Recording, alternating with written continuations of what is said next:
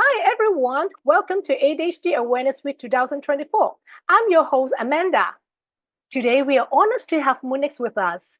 Moonlake has many different roles or skills in her professions.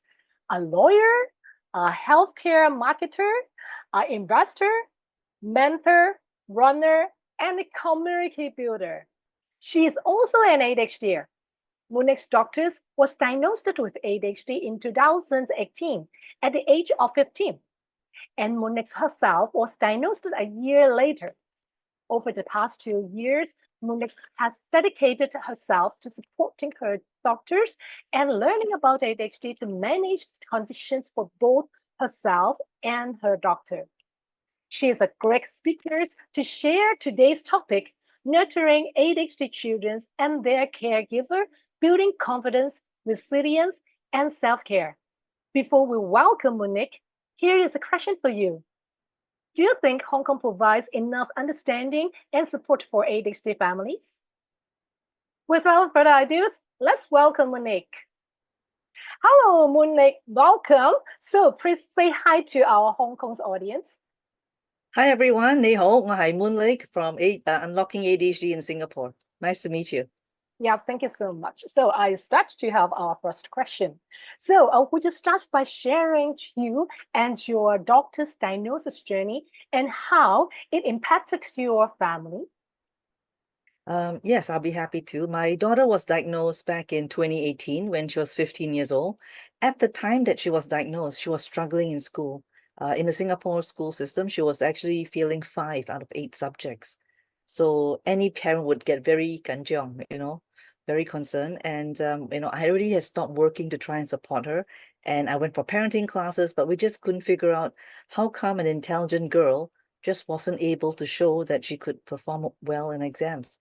So it was a year before her O levels. I think in Hong Kong it's the GCSEs.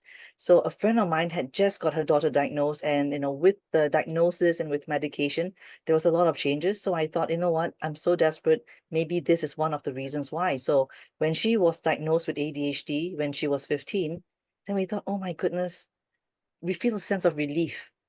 And a few months later, my daughter took part in an inter-school competition for biomedical quiz, and she came back with a silver medal. And then she said, you know what? I'm not so stupid after all.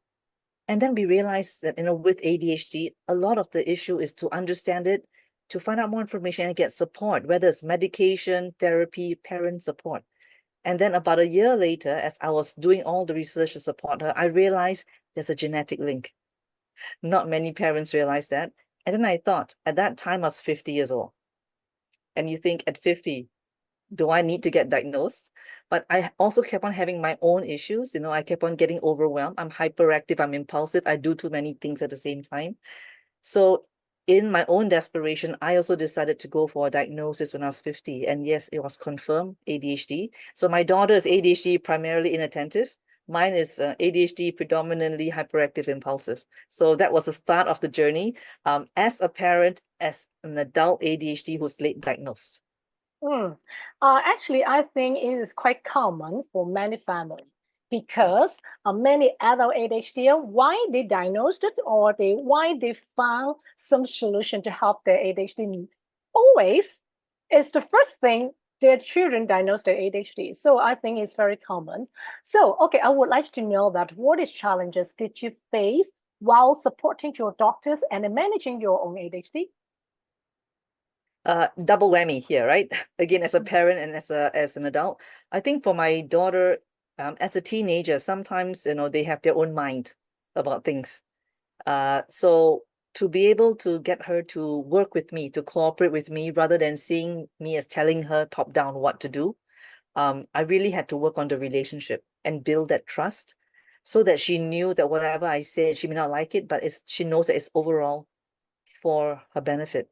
And for myself as an adult, I was so busy working, dealing with so many things that were moving in my life, having an additional responsibility to help keep her on track, that could be quite overwhelming for myself as well. So those were some of the struggles at that time. Because you hyperactive, just like me. We love to all the thing all of times at once. So I think it is quite interesting for the many parents to know that. So in caring for ADHD children, what is the importance of building confidence and resilience, which is very important? Absolutely. We found out that some of the articles that I was reading about ADHD to support my daughter, they estimate that by the time the child with ADHD is 10 years old, they probably heard about 20,000 negative feedback. So when you think about it, I don't think it's an absolute number, but it's just representative. And I think about my own child, all the scolding she got, criticism, whether it's from a school teacher, her tuition teacher, from myself, my husband, my helper. What does that do to a person, especially when they grow into an adult? And I think one of the issues, and we've seen in our community, is that many of the adult ADHDers have actually a very low sense of self-esteem, low self-confidence. A lot of them have imposter syndrome. They feel they're somehow not worthy or not good enough. And where is the root of this, right? A lot of it starts when they are a child, actually. And so it's so important to look at ADHD from a bigger picture. And we know that the wiring is based on interest and novelty. And we know that when ADHDers find an area of interest, we hyper-focus until we become almost like mini experts. So if we can find areas of interest, connect it until it develops into an area of strength, that's how we can slowly build the resilience, because we're going to see small successes, the small wins. And this build one on the other and help us gain that confidence. Because for my daughter, after the diagnosis, after the medication, after getting her first big win first, winning a medal, she continued to get more affirmation, more wins stacking up until she realized, hey, I'm not that bad after all. I can win medals, I can run. That sense of self helps you to move to the next level. I think it's so important to build that, because we know in life we'll always have ups and downs and emotions too, right? If we can build that core strength of knowing who we are, what our strengths are, that's how we stay stable.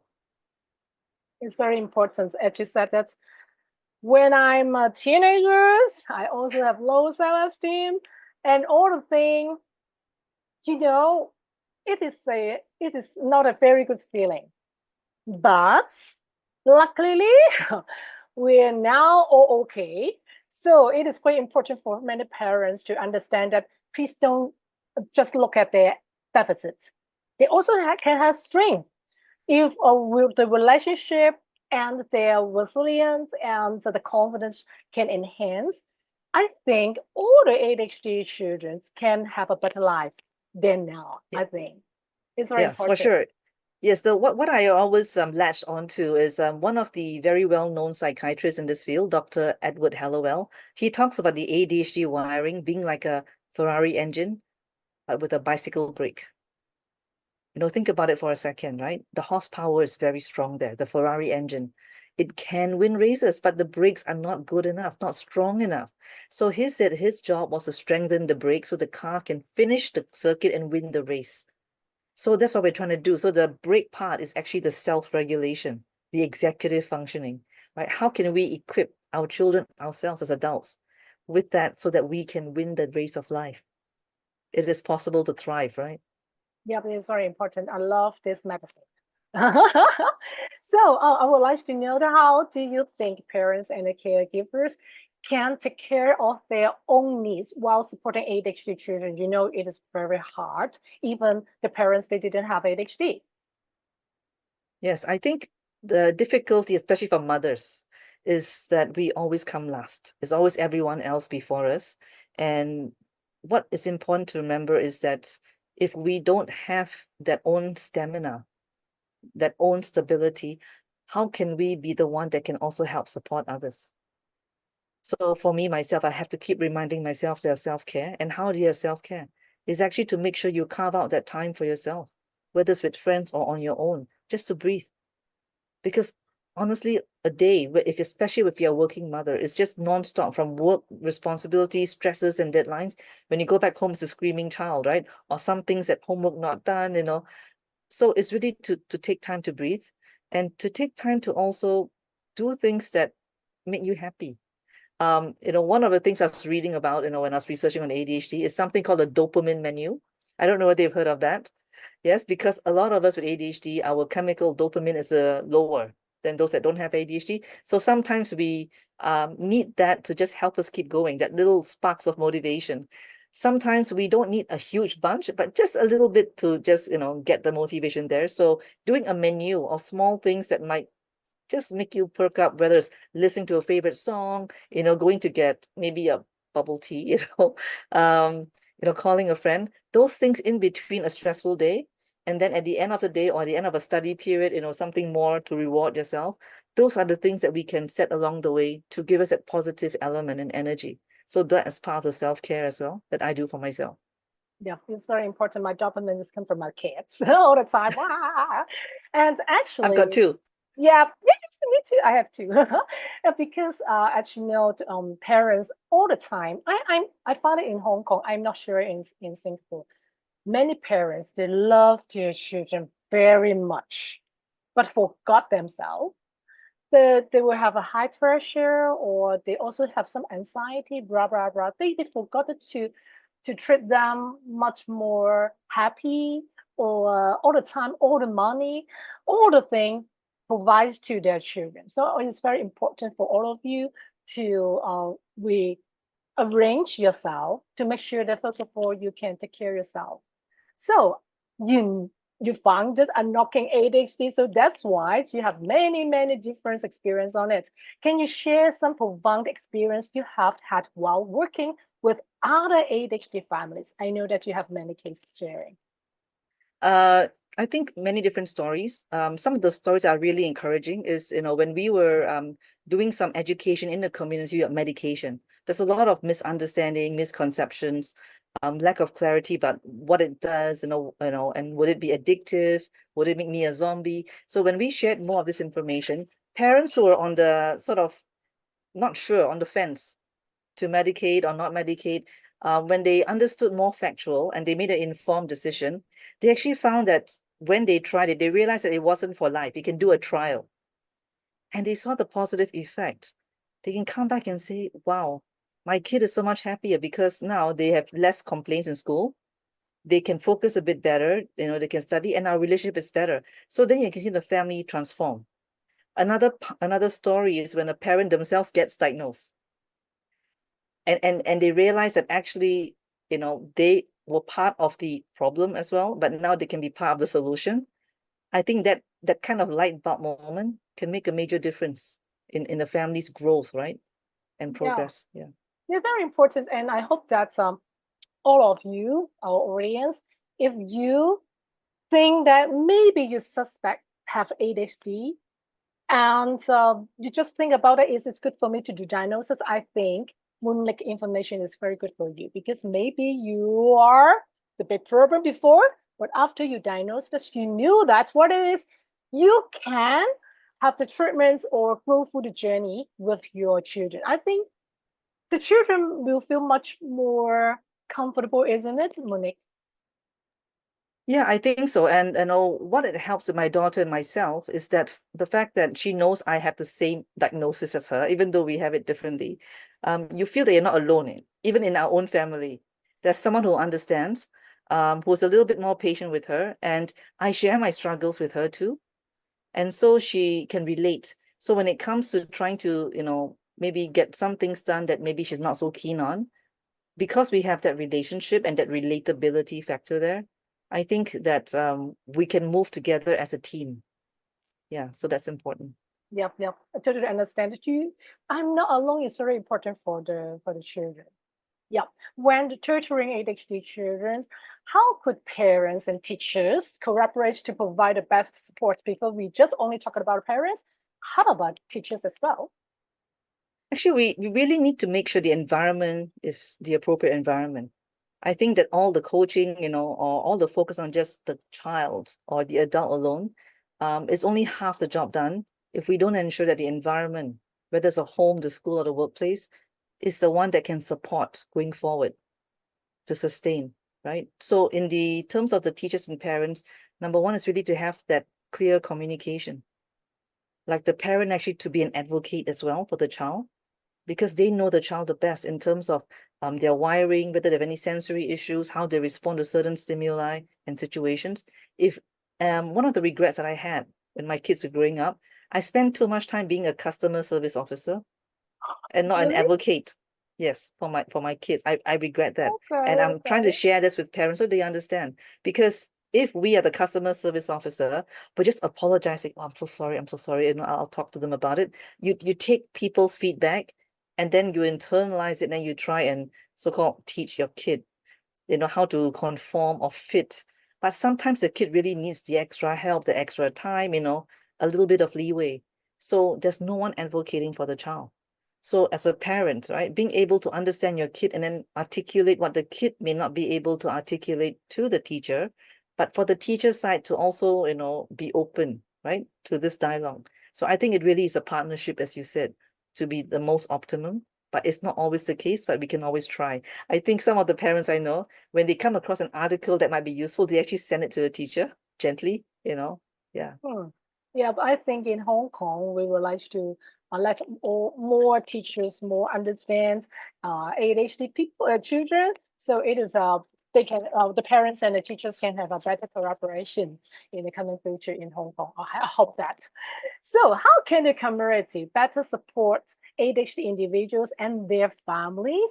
You can share something in Singapore. Yeah, so Unlocking ADHD, we have a community online as well as in person. So online, we have a private Facebook group, about 3,600 right now. So how do we support each other? If it's within the ADHD community, anyone that can ask a question who they're new to the diagnosis and new to the journey, and the others who have already been that place before are more than happy to share what worked for them or what were their struggles. What I found really refreshing was that sometimes when a parent is so stressed out about the child's exam, and they think there's no future for the child, then someone who's an adult ADHD can say, hey, I was in your child's place before, but this is how I came out of it. So then there's hope. For the bigger community, that means non-ADHD, one of the ways is to do more of these diversity, equity, inclusion talks. I know that Let's Talk ADHD Hong Kong does quite a bit of that in the corporations, but also for the schools, right? Or for community groups, then people really understand, what it looks like, what are the struggles, but what are the strengths as well, and how can we support people to be able to live a better life. Yeah, we try to aim to this a school in the future.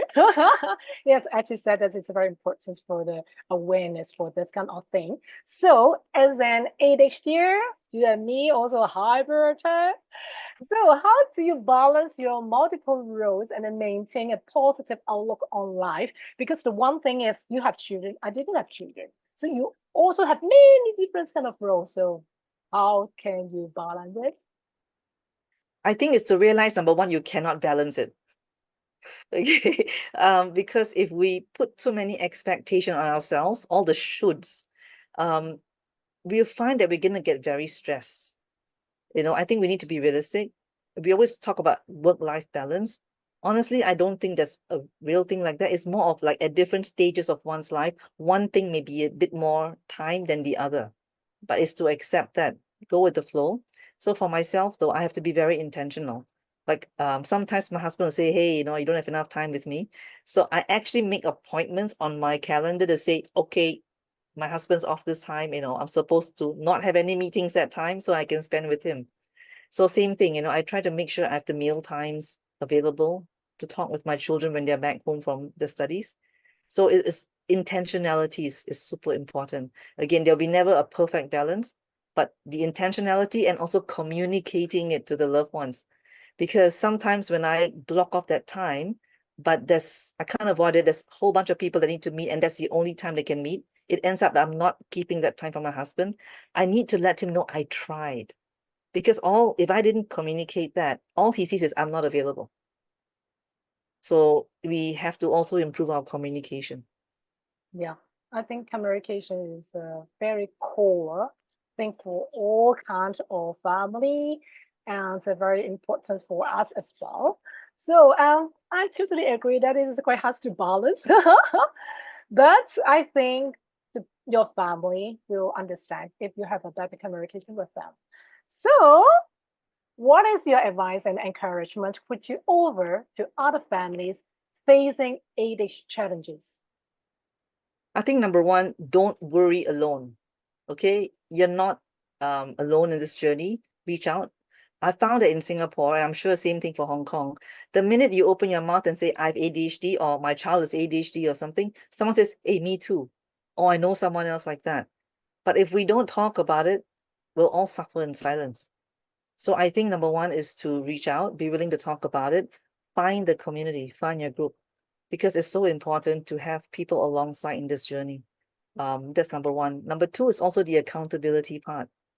There are many things that we need to do to, put in the support systems to live our life better. But being human, there are times that we're too tired or we just feel so drained or emotionally we just don't feel up to it, right? Having the encouragement from someone else or being accountable, like say for me, it's exercise, right? I have to tell people, okay, I'm going to meet you at 7:30 a.m. and then they all call me, so I have to show up. Having an accountability partner, or they say body double, also helps us. And you need community for that. You need friends for that. So never stay isolated. That's one thing. Second thing is to keep learning. Keep yourself learning. And I'm happy to share some slides later on, at the end of this conversation, Yep. so that people can understand a little bit more about ADHD and also what are some of the frameworks that we can approach in terms of our parenting as well as our approach as adults with ADHD. Yep. As you said that you have a PowerPoint, so actually I would like you to share about your PowerPoint, because I think that kind of information is very important to let our audience to know that, because you did some research before and there's more information that can share to our audience. So it's quite good for you to share with us. Okay, so I'm just going to do the share screen now, if you don't mind. Yeah. Okay, so just to share with you, right, Unlocking ADHD did a community survey about 3 years ago. Of the folks in our database, about 600 responded in 1 month.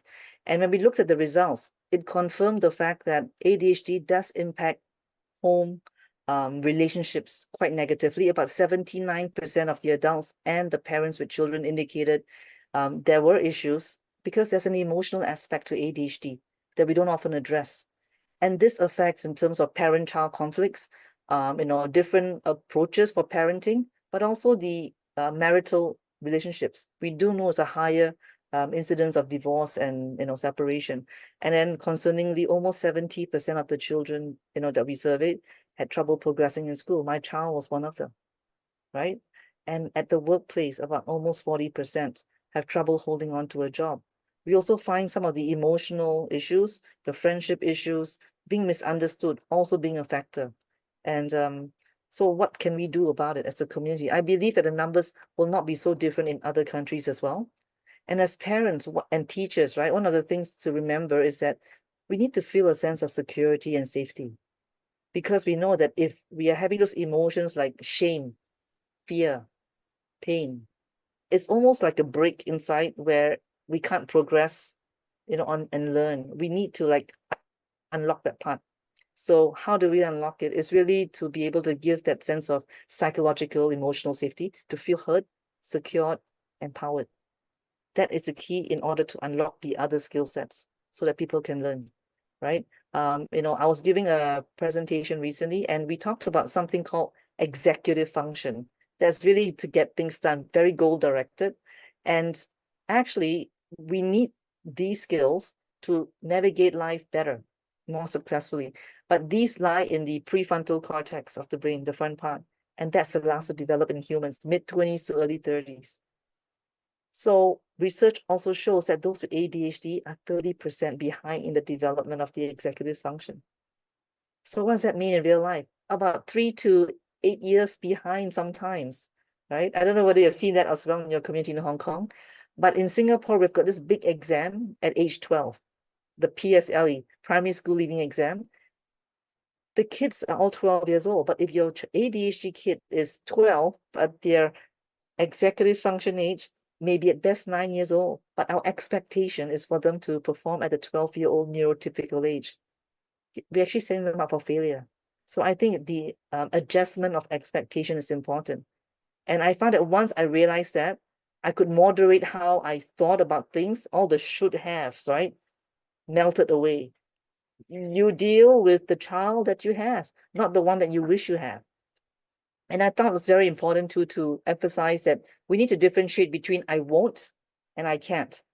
I won't, basically, we think of someone being very defiant, pushing back, and then we get angry, top down.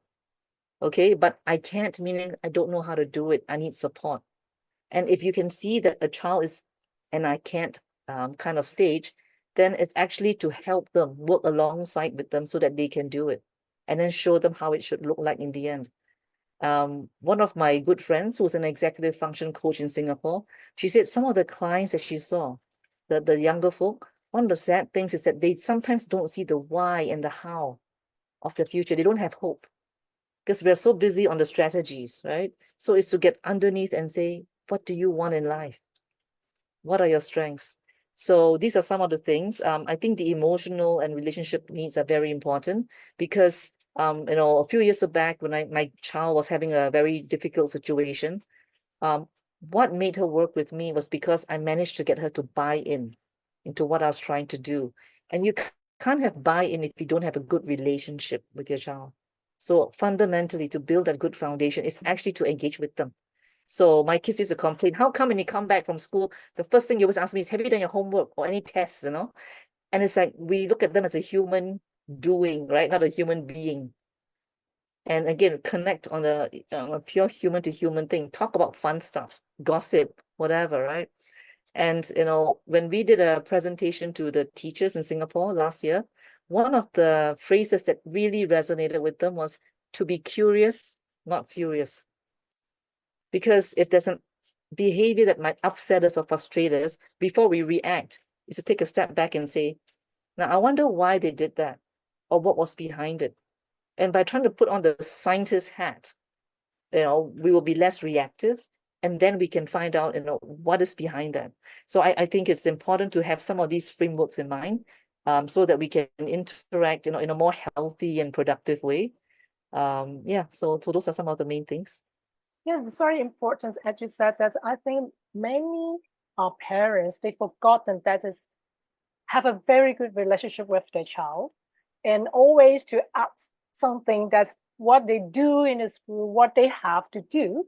So I think we have a very good insight from you about how to manage yourself, manage your daughter, and your family. And it sounds very good. So thank you so much for your incredible sharing today. Can you say bye to our audience? Bye. Hope to see you soon. All the Yeah. best with you and your family. Thank you. Bye. It was a pleasure having Moonlake today, providing invaluable insights into supporting ADHD individuals and their caregivers. Please stay tuned with our timetables for more seminars for ADHD Awareness Week 2024. Hope to see you soon. Bye.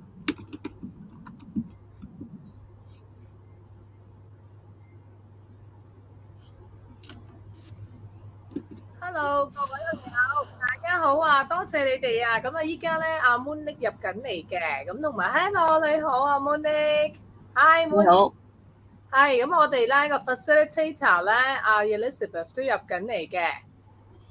OK，I'm so sorry that I have to speak English. I forgot that. 少少啦，Okay, Elizabeth is coming. So today, Elizabeth will be your moderator and people ask many questions. Okay, Elizabeth. Hi, hello. Hello. Is that you can Moonlake. on your screen?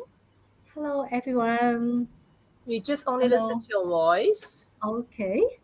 Can you see me? Not yet. No. But it's still okay. Well, but you can just use your voice to oh yeah, see you. Hello. Hi. Hello, everyone. Hello, Moonlake. I know that Hi. you are calling in from Singapore. Hi, 你好。你好啊. Okay. Okay. Now we see some people have already raised some questions, and Moonlake has answered them. Will anybody want to open the mic so that you can ask Moonlake directly? You can tell us in the chat room if you have any interest to directly talk to Moonlake? Well, while you're managing about that, let's go back to the first question. People ask,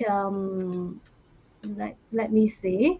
Well, yeah, Emma's wife asked a question saying that as a friend to ADHD family, watching parents working hard but being exhausted, how could he or she can help to walk other than walking along and being a listener? How can he or she can help those friends in trouble? And Moonlake's answer, well, you gave a lot of answers. Can you just summarize it? Yeah, so I said, first of all, thank you for being so concerned for your friend. I think that's amazing. And I wish there are more people as caring as you. So that's important. One is to actually find out more about ADHD so you understand what are some of the struggles better and what are the more practical ways to help. But there are also things that you can do besides being a good listener and being there for your good friend. And that is the practical things. Many caregivers, especially mothers, are very tired. You talk about burnout and sometimes they need a rest. So if there's someone that can help babysit or maybe take the children for the tuition center or for the sport, then at least it gives the parent a little bit more rest time. Or sometimes cooking, right, takes a lot of energy and effort after a long day at work or looking after the children. So someone 打包 some food, or whatever, or 买宵夜, right? All those things also show the love and care that also says more than just the practical help. It shows the heart, and that also will really refresh the spirit. So these are some of the practical things besides learning more about ADHD. Yeah. Yes, I believe that is very useful. As I'm also a mom, I have a daughter with ADD. So when she was very young, we were very very busy actually. Especially when we also have a job to do in the daytime. So being a friend would be very very helpful by just taking care of our children if they can make friends, or do some other support like talking to us and listen to us and things like that. Well, the next question is from Miss Poon. She asks, uh, many times parents have some differences regarding the children's academic performance. Like the father and the mother will have different views usually. How can we have a balance? I think first of all is to acknowledge this is a very common problem. Yes. Uh, Parents and children and homework and schoolwork. So you're not alone if you have struggle. I think for me, a couple of things are important that I shared in the text. Um, and one of the things I learned in my own journey, and I wish I knew it earlier, was to differentiate between I can't and I won't. Mm, Many times we just look at the behavior and then we react to the behavior. mm, But if we take a step back and we think, when I say I can't, that means the child doesn't know how to. It's a lack of skill. mm, That means support is needed. yeah. But sometimes it's I won't. It's an Mm, act of will, defiance. Then yeah. sometimes, yes, we have to treat them a bit differently. So sometimes, though, we cannot tell which is which, and we tend to take everything as 听话, Mm, 乖, basically, right? yes, And yes. it's if we understand that there are times it really is, 我真係唔識喎, Mm, can you help me? Then we would treat them softer, kinder, and do it with them rather than mm, scold them. And as I shared in my slide earlier, when the brain is scared, mm, or in pain, they cannot learn. So yeah. trying to differentiate that. The other thing I said was the development of the brain, the prefrontal cortex. Mm-hmm. For those with ADHD, is about 30% behind. It's nothing to do with intelligence. You can have a high IQ, but the development is lower. That means little bit less mature. Yeah. So a 12-year-old child may be like a 9-year-old, and therefore our expectation need to adjust. We Mm, expect them to behave like their friend, then they'll say, hey, how come she can do, how come you cannot? It's a comparison thing, and also it's not a very fair thing to the child. We are yeah. actually setting them up for failure when we expect them to behave like their friends who may have a more developed Mm, prefrontal cortex. So it's really to love and to work with the child you have, not the child that you wish you had. Yeah. Yeah. I've been in that situation before. And then the third thing, and I think it's important, is focus on the relationship. Build the Mm, relationship, make it mm, strong. Because as parents, we don't have time. We focus on KPI, on goals. mm. Homework done, do well exam, all that kind of stuff. Yeah. But when we always do that, like when my kids first comes back from school last time, 有冇功課啊？Mm, 考試考點樣啊？ that kind of mm. thing. They see us as looking at them as human doing, not human Doing. being. It's a Mm. performance. Yeah. But if we don't build that relationship, we know that ADHD children will need a longer time for us to guide them and Mm. support them. Mm. So if we don't build a relationship, it's going to be harder and harder as they grow older for them to listen to us and Yeah. work with us. It needs to be teamwork. Yeah. So in the long run, because we know there will be challenges, focus on building that good foundation first. And then when tough times comes, it's easy to work as a team compared to if you're always fighting and then they always push back against you, even though you mean well and deep down they know you mean well, but it's Mm. the instinct to push back. So Yeah. really focus on the relationship. So I think one of the things I learned to make it easy, Tai Chong Hei, is think of connection, Yeah. not correction. Mm. Okay? Good. Yeah. That's very good. Yeah. Relationship is really a foundation uh, that we should never forget about it. Without that, it's very difficult to exercise any authority or any set any rules. Um, well, okay, let me see. There are some other questions. So, welcome everybody to raise your questions. If you want to open the mic, it's a good idea.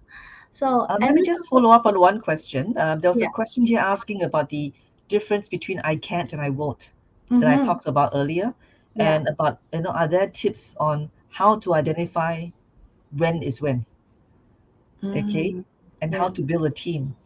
Mm-mm. I think it's part of it actually is knowing your child better, then Yeah. you can read them better.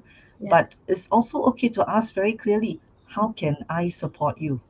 Mm, Sometimes we don't ask that simple question. yeah. Yeah. Okay, and the other thing is, one of the developmental behavioral pediatricians that there's a friend of mine that I follow, Dr. Dan Shapiro. He has a good Mm, book called Parent Child Journey, and you can check the website of the same name. Dan always talks about collaborative problem solving. mm, Okay, so what that means is, a lot of times our instinct is to tell the child what to do yeah. because we know better when Yeah. we're adults, right? But with ADHD, I find that even for myself, we have this inner pushback whenever we hear authoritative or authoritarian voice. Yeah. Someone calm down, we Yeah. push back. Mm, So if we keep on taking that, I know better than you, listen to me because I know best, the child always sees it as it's me against you, power mm, struggle. When mm, there's an issue, we need to differentiate the issue being the child or is the issue being something factual outside the child. yeah. So when we focus on the problem outside and say, hey, Jai Jai or Loi Loi, this is the situation. I know you don't like it, we don't like it. How can you and I work together to address that? It Yeah. takes it more neutral. Mm, And so is to be able to spend that time to try to understand how they're feeling, see their perspective, and then say, hey, let's work together and do something about this challenge there. You know, teamwork. That's what the collaborative problem solving is. Listen to them, let them give suggestion, you give suggestion, it's back and forth. mm, Then there's a higher chance of them wanting to cooperate with you because they are the ones that also contribute to the solution, not just all you. Yeah, yeah. Yeah. hope that helps. Yeah, that helps. Yeah, I see all your points, and I prove that it worked. When I was working with my daughter to go through the teenager times and until the becoming, she's now a young adult. All those things that you said, I put into practice, and I proved that it worked. It really worked. Collaboration is a key word, and also not to use so much as our authority as a parent to talk down instead of having a dialogue with the daughter or the son is very, very important. Um, and also the differences between can do and will do is very different. Okay, well, we have another questions from Mr. Ho. He said, "Hi, Moonlake, it's me. I'm now in the process of going through an ADHD assessment with a psychologist, hoping to get my life back with the medication and the therapy and achieve the little success in life. If I do get diagnosed, but the medication doesn't work for me, what should I do?" And the next question is, how do we unlearn the shame and the stigma? Okay, we deal with the first question first. Yeah, I think What first are of the all, solutions other than medication? medication in the research is actually one of the first line approach to managing ADHD because of the chemical. We're lower in the chemical dopamine in the brain, so the medication helps to adjust that for us. But we always say that pills don't teach skills. So medication alone is not the complete picture or the complete answer. What is the best actually is what they call multimodal. That means multiple ways. Ideally, as many of them at the same time as possible. So I always use the analogy of tangan gang, wearing glasses. Yeah. So medications like that, when you're wearing the glasses, you can see better. If you don't wear it, you're back to square one. You can still see, but not so good. So if you need glasses and you don't wear it, then you're spending a lot of energy trying to make out the words. But when you wear glasses, you can absorb. So the best time to learn is when you are able to absorb. And then the learning part comes from, let's say, going for therapy. They've Research has found that cognitive behavior therapy or dialectical behavior therapy. Some of these kinds of therapies are good for those ADHD because there's a comorbidity or co-occurring condition, especially for anxiety and depression. These are very common. So these also need to be addressed because we need to understand why we think the way we do and what are the ways to recognize triggers and prepare ahead of time so that we can change or reframe the way we see things. So that's part of the way forward. And then coaching actually is quite important. Not that many people understand coaching, but ADHD specific coaching is where is to help us work with our executive function and some of the triggers, the emotional regulation part, have goal setting and rules, routines, and then lifestyle change. Like for myself, I hyper focus. So if I am so focused on doing my work, which never ends, I don't exercise. Sleep. So how do I help myself? I put in things that make me exercise.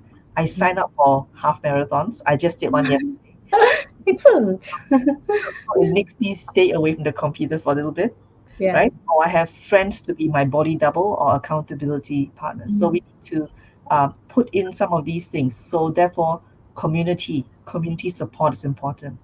Um, I think in Hong Kong you have the community, but in Singapore we have our online Facebook community.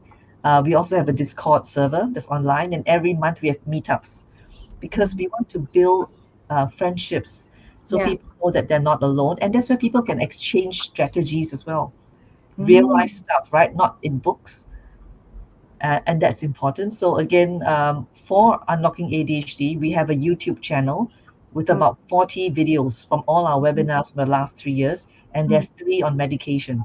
So those will be good to learn more about it. But there's also on career development, financial strategies, parenting, exams, and also executive function and relationships. So please use the resources. It's free globally, so people in Hong Kong most welcome to go in there and have a look as well.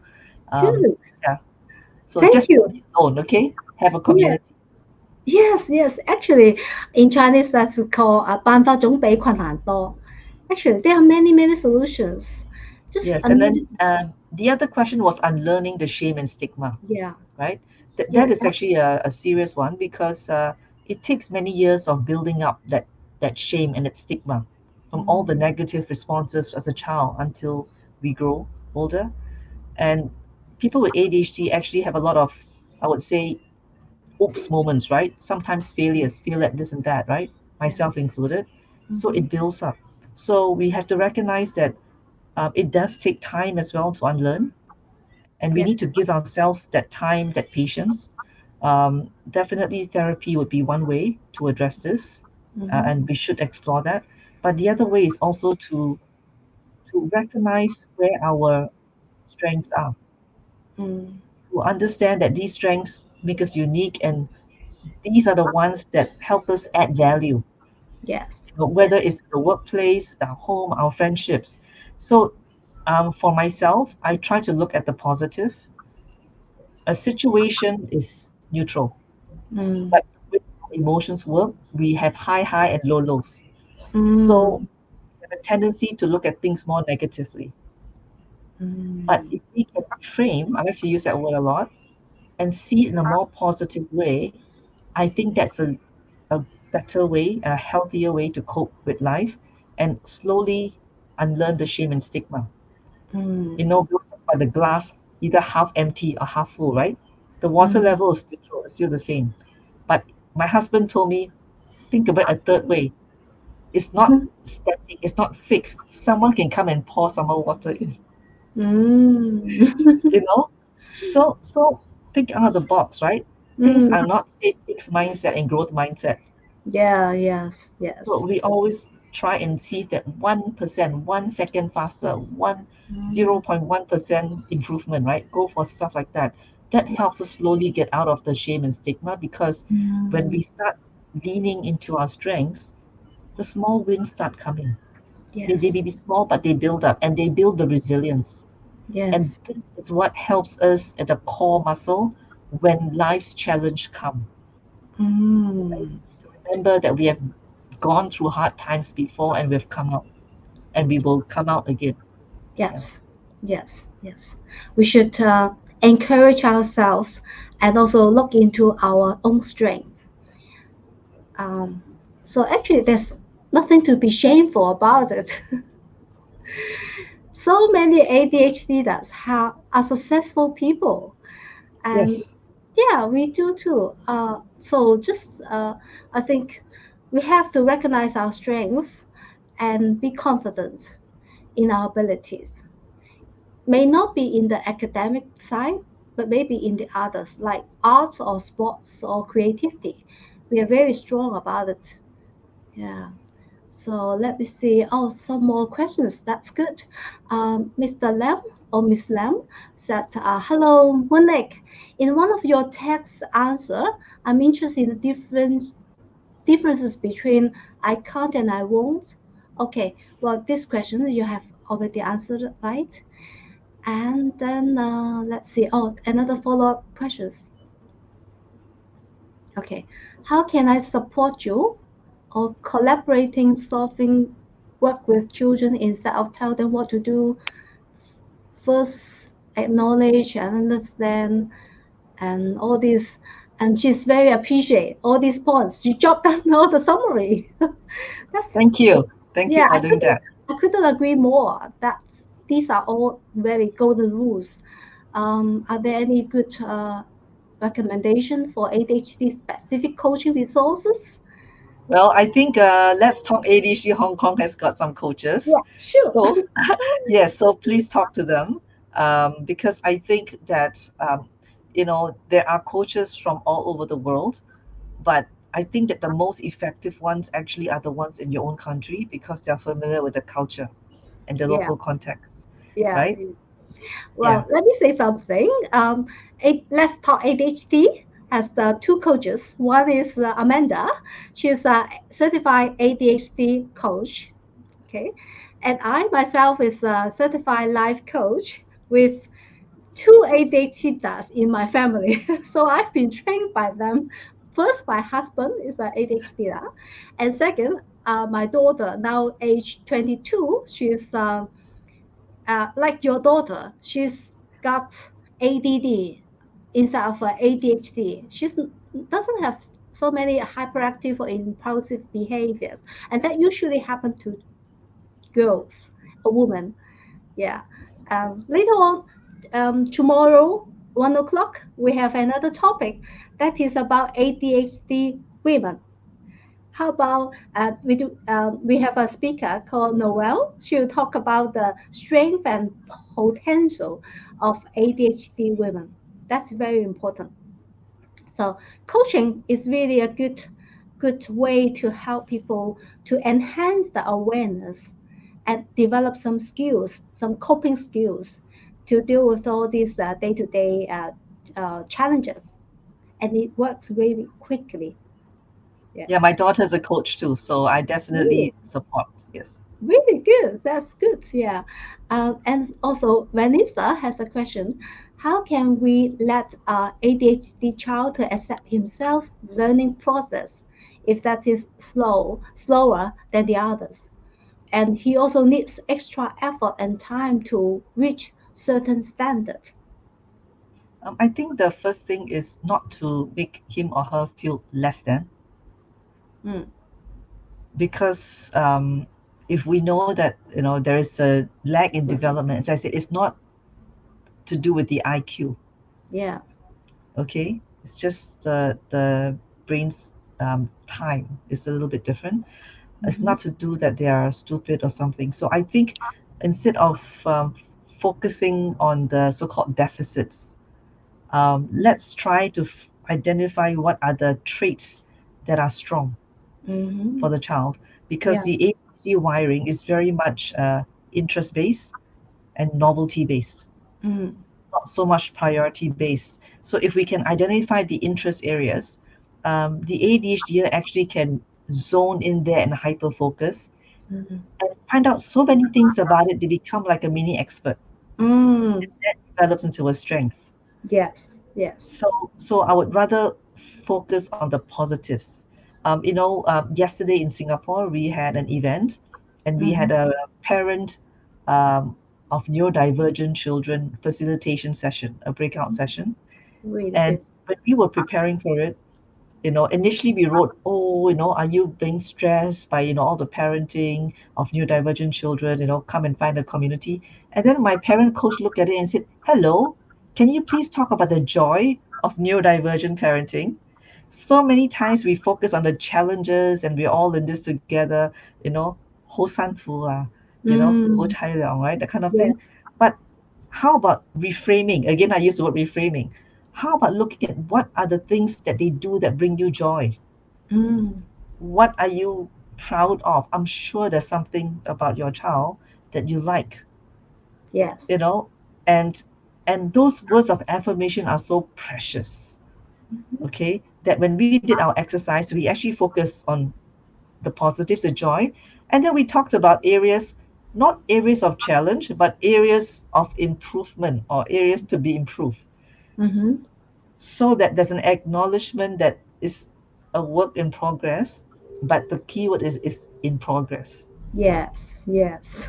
So the point that we want is for the parents to leave the session feeling a bit more uplifted. That's number Mm. one. Mm. And number two, the reframe and know where the resources are to help them.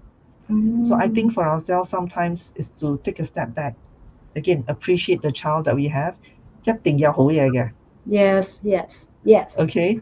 Yes. And when you focus on the 好嘢咧, they bloom. You can see them bloom. The spark comes on again. Yeah. And I think if we can see them that way, that help them so much more. And the other stuff will slowly adjust and resolve Mm. because you see the diamond in them. Yeah. Yeah. Yes. Yes.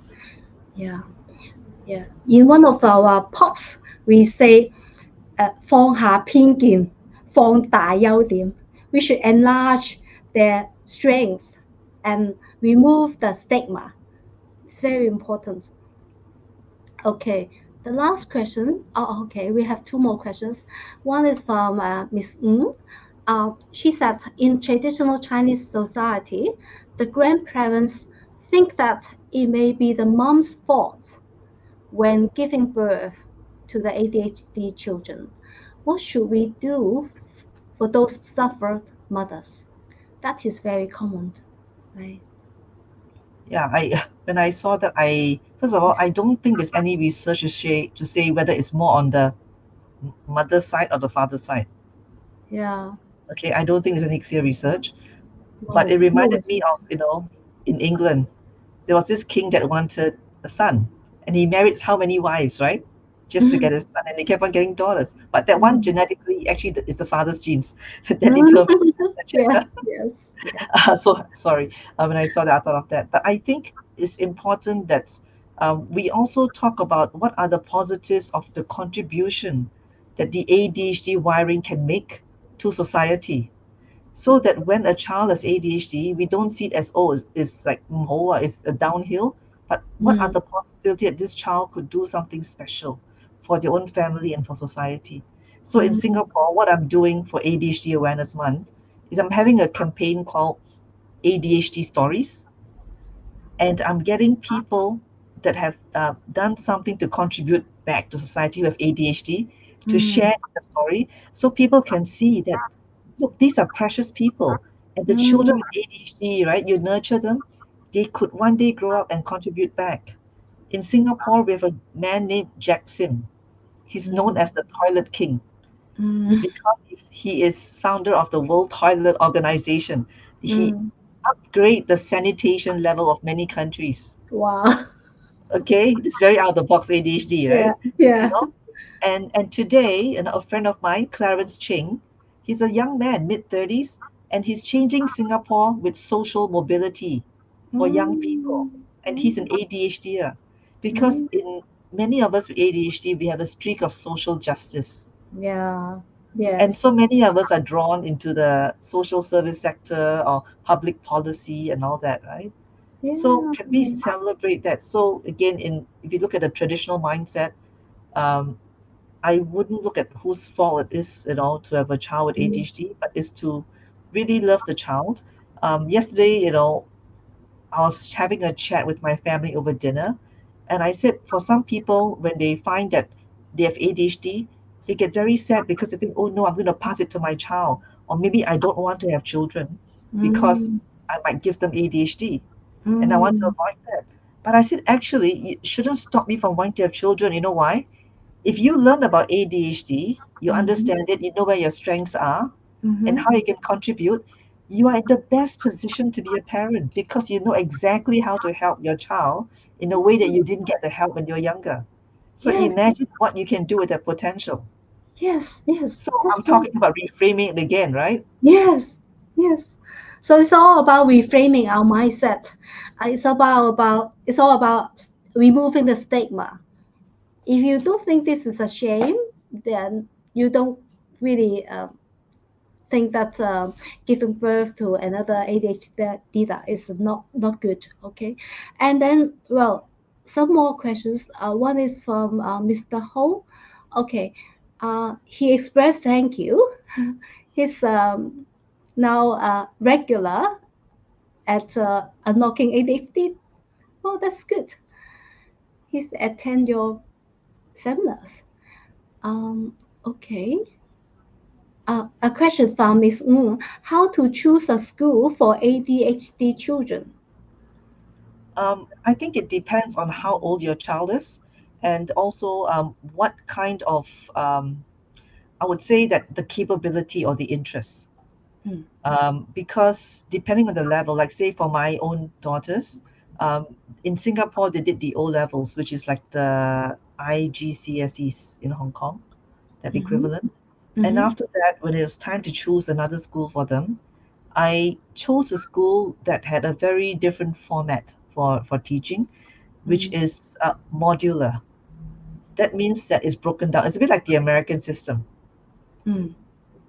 So when it's broken down that way, they don't have to hold so much stuff in their memory, Mm. which may be tough for certain people. Some people can just power through, but others find it hard Yeah. because of the executive functioning not so strong. So for Mm-hmm. my children, that kind of a model actually helped with their learning Mm. because they could only progress once they managed to master Mm. that particular module and Mm. there was regular feedback Mm. compared to, let's say, a system where there's one big exam at the end of 1 or 2 Mm. years. Yeah. It would be more stressful for them. So I think again, every child is going to be different, so it's hard to generalize. But at least for my own children, they work better in a modular system, and they work better in a system where there is freedom to choose the courses that they want, that Yeah. make up the grade, like they say in the American system, compared to the fixed curriculum. Sometimes you will have stuff that you'll find boring, and for Yeah. ADHD, boring is very tough, right? Yeah. So if you have no choice, not everyone has a choice, then find something about that makes it interesting, or that makes it easier for the child to get through. The other question about the school for ADHD children, if there is a choice, if the school has a special education needs department, or teachers or counselors that are familiar with ADHD or special education needs, that definitely be something more helpful than a school that has no idea on how to support. So those are important as well. Yeah. And then, yeah. Yes. Yes. Choosing a school is very, very critical. Um, we should choose a school that fits our child, and we know best what our child like. Okay. Well, we have many questions coming up. What are these questions about autism? Does autism complicate the ADHD diagnostic process? Um, that is because I have a prior autism diagnosis, and I have heard that autism and ADHD are at the opposite ends of the spectrum. And then, yeah, and then That's an interesting question. yeah, Yeah. yeah, and that sometimes we are more auti- autistic, and sometimes we move towards the other end of the spectrum and become more ADHD, like it's fluid. Yeah, that is an interesting finding. And I Yes. know quite a number of adults with both autism and Yes. ADHD.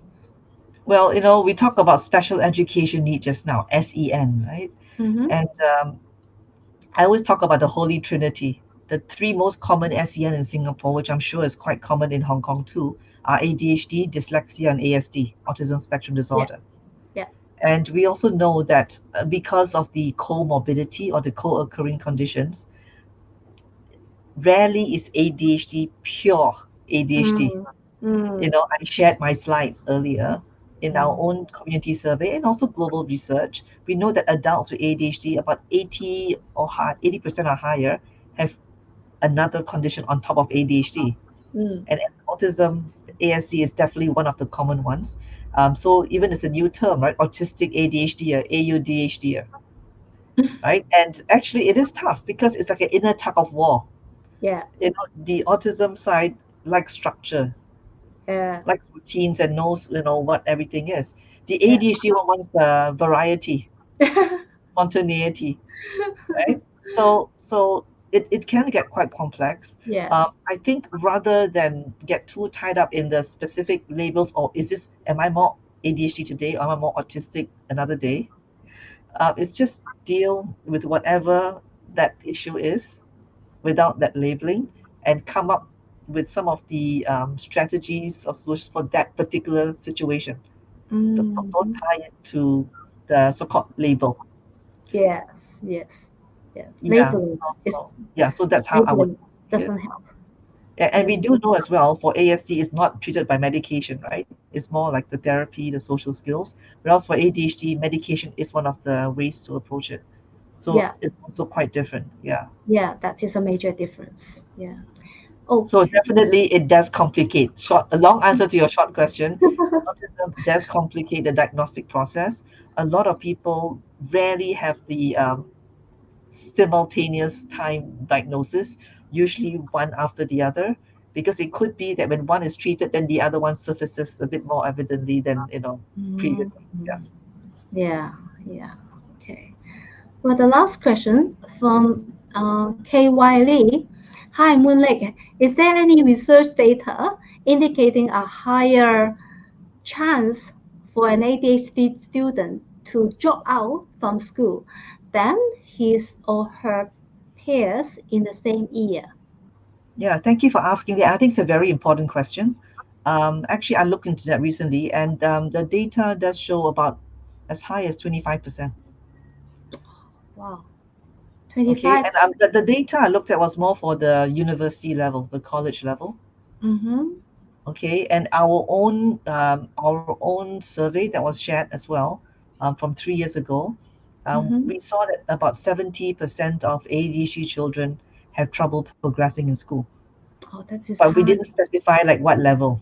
Mm-hmm. Right? The data I just shared with you was more for college side, right? Mm-hmm. But my own daughter, when I shared how she got diagnosed, she was failing out of school. And there are many times in her academic journey when she was almost failing out. Mm-hmm. But when we look at the IQ test and everything, she's top 1%. Wow. Okay. And yet, Excellent.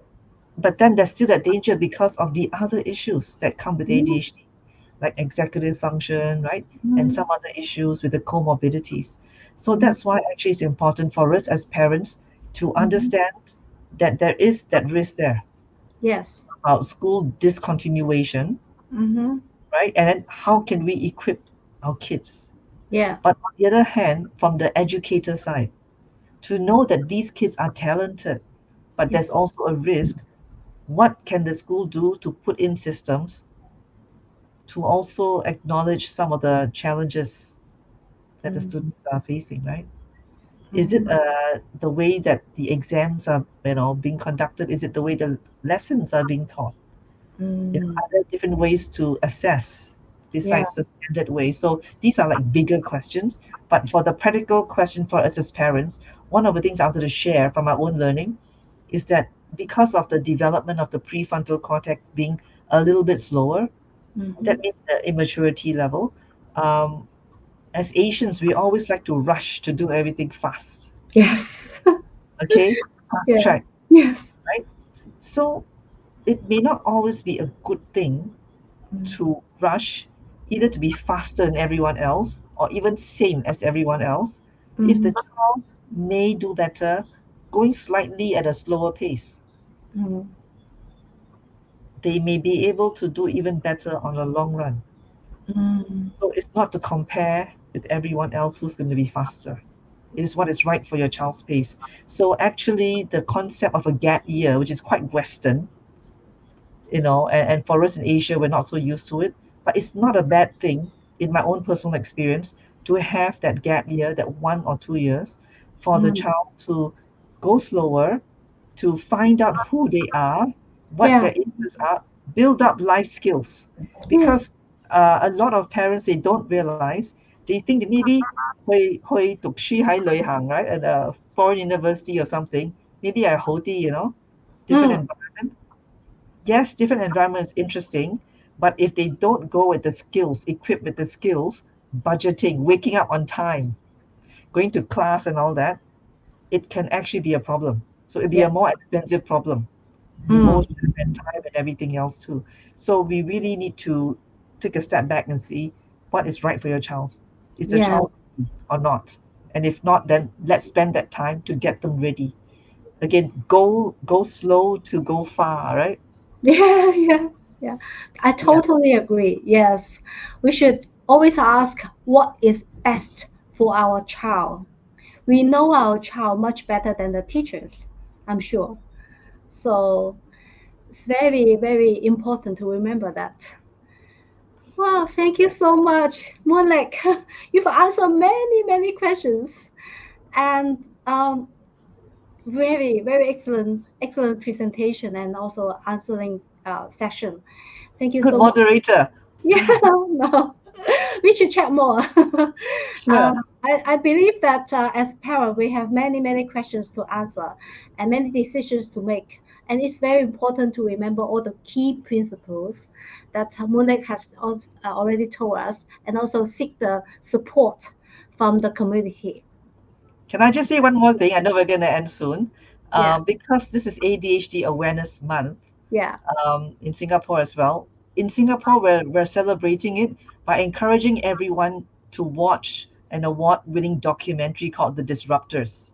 It's about ADHD, features the experts, celebrities, and families ADHD. It's Yeah. American. It's not done by us, but we are sponsoring it for this month until October 31st.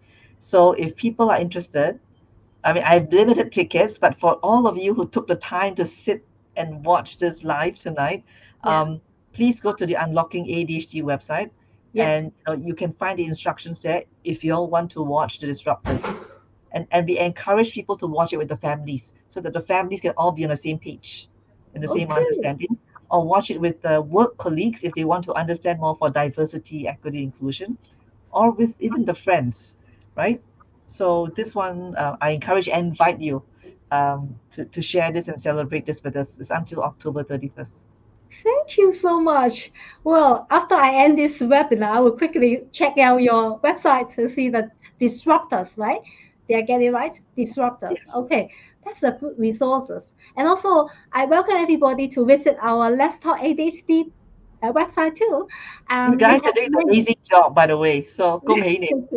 Thank you so much for being our co-organizer for this big event. Coming up, we have many webinars. We have done a few, but stay tuned. Tomorrow, 1 o'clock, we have another webinar that is about ADHD women, potential and challenges. That is a very important topic too. Yeah, and parenting topics, we still have more. Another one will be conducted by me and also my colleague Kathy. We are both parents, and we'll speak in Cantonese to share our stories of raising our children. My child is already a young adult, and Kathy's child is a 12 years old son. So welcome all to keep watching our webinars. And thank you so much for your time. Thank you everybody for raising your very excellent questions.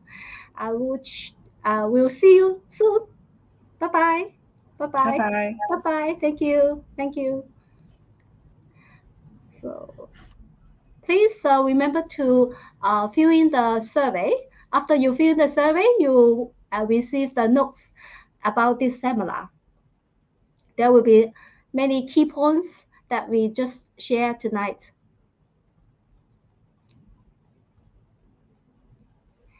If you still have more questions, you can type your